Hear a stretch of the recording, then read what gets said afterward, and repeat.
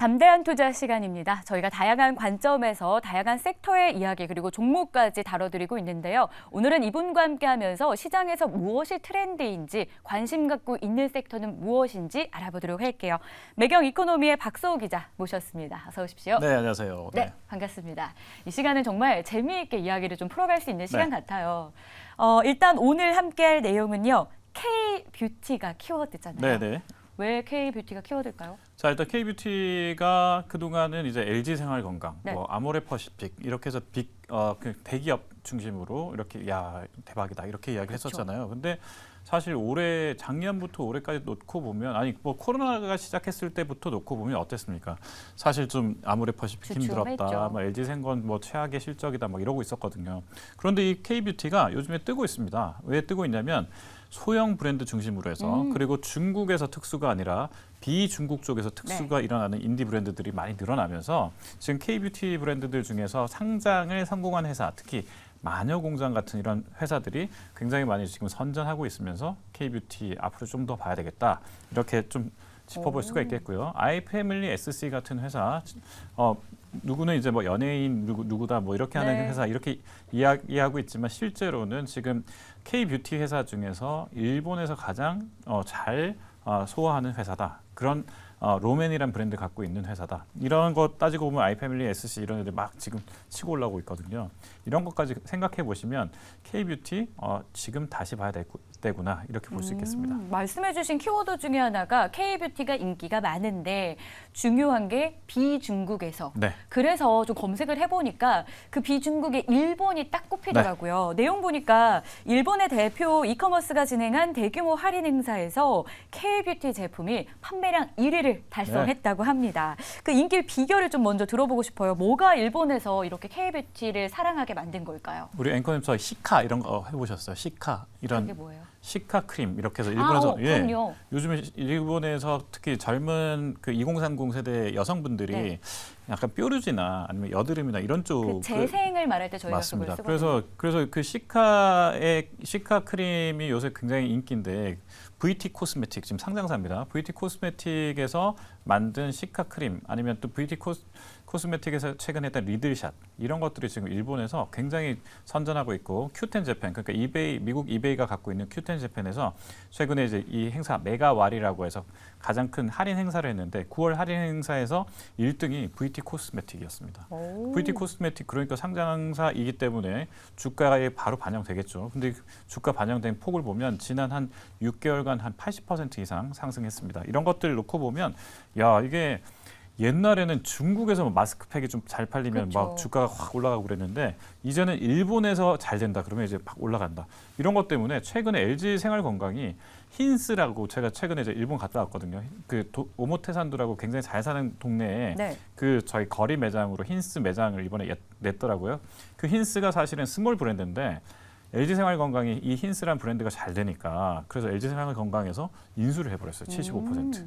그러니까 이런 식으로 뭔가가 일본에서 잘 되면 이제 들썩들썩하는 그런 분위기가 있고 이게 주가에 반영되고 그러다 보니까 이제 K-뷰티는 탈중국 그리고 미국과 일본에서의 매출 어떻게 될 것이냐 이걸 보면 이제 K-뷰티 종목들을 고르는데 큰 도움이 된다. 이렇게 정리할 수 있습니다. 그러면 종목을 한번 골라볼까요? 일단 중국의 의존도가 적은 화장품을 좀 정리해 본다면 상장사 중에 리스트가 나올 것 같아요. 네, 상장사 중에 적은 화장품으로 놓고 보면 아이패밀리 SC.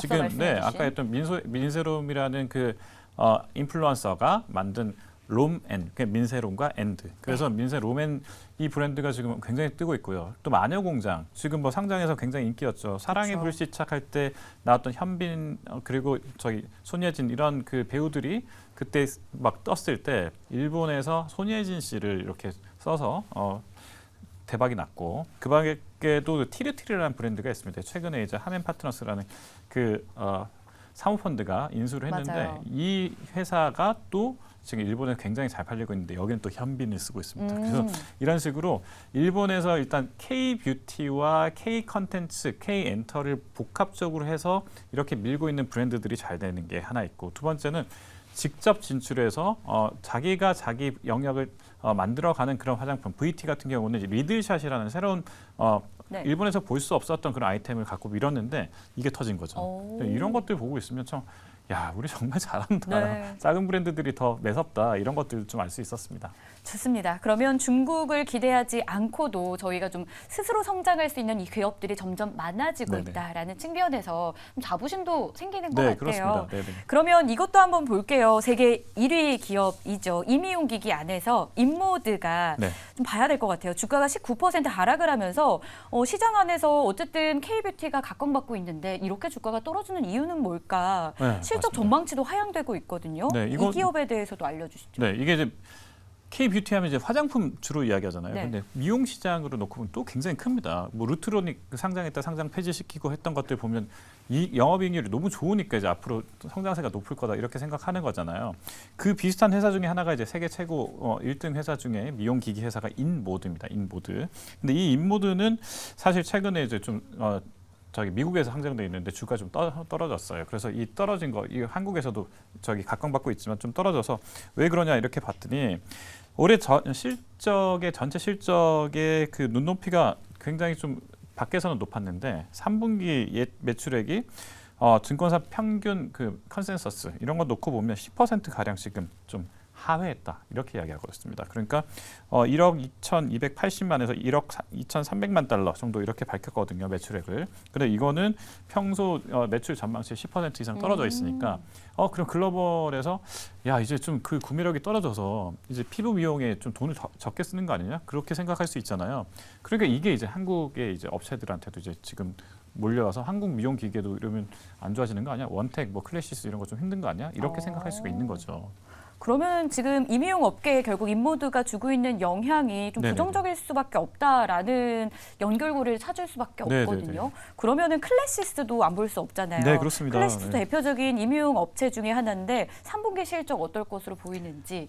네, 일단 클래시스는 일단 실적 계속해서 지금 완만하게 지금 잘 받쳐주고는 있는데 인모드가 좀 많이 떨어지다 보니까 상대적으로 인모드의 실적 발표가 나오면 좀 같이 연동하는 그런 분위기가 있습니다. 네. 그래서 이러다 보니까 이제 클래시스는 상대적으로 좀 부정적인 영향을 받았다 이렇게 표현을 하고 있습니다만 근본적으로 회사 체질에는 문제가 그렇게 없고요. 그리고 수출적으로는 아직 견조하기 때문에 이 부분들은 좀 계속해서 지켜보고 오히려 미국 외 지역의 수출을 어떻게 할 것인가 이런 것들을 조금 들여다보시면 투자에 좀 판단하는데 좀 도움이 되실 수 있을 것 같습니다. 좋습니다. 저희가 화장품주 그리고 임의용 관련해서 이야기를 했는데 사실 이 안쪽의 내용을 들어가 보면 가장 먼저 저희가 했던 이야기가 중국의 의존도가 높았던 기업들이 거기서 좀 벗어나면서 실적을 오히려 개선했고 시장에 관심을 받고 있다. 이게 키워드였습니다. 그러면 중국 이야기도 한 가지 좀 마무리 차원에서 이야기를 해보고 싶은 게 단체 관광이 또 재개가 되면서 한동안 시장 안에서 굉장히 관련주들의 붐이 있었거든요. 네.